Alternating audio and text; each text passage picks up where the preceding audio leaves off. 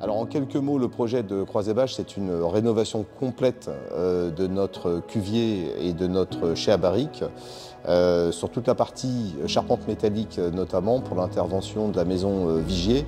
Donc les charpentes ont été dessinées par notre architecte et le bureau d'études de chez Vigier a pu mettre au point toute la technique qu'il était nécessaire de mettre en œuvre pour la réaliser. Ma mission principale sur ce chantier, c'était de faire en collaboration avec l'architecte et le dessinateur pour créer le projet et intégrer les finitions dans la charpente, des moulures en fonte intégrées dans les poteaux en tube.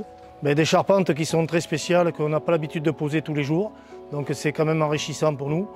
Et voilà, et une équipe sur le chantier qui est très sympathique, tous les gens travaillent main dans la main. Et justement, ce qui a été intéressant, ça a été les apports des uns et des autres pour contribuer au résultat qu'on a aujourd'hui.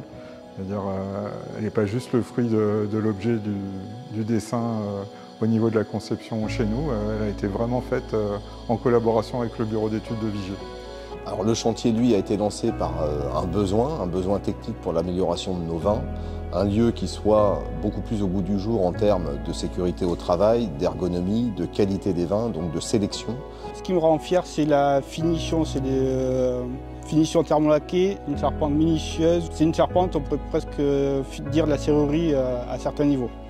Alors avec les équipes Vigier, on a pu organiser une excellente coordination, tout d'abord à la conception avec le bureau d'études, le choix des matériaux, le choix des râles, des solutions techniques auxquelles nous n'avions pas forcément pensé.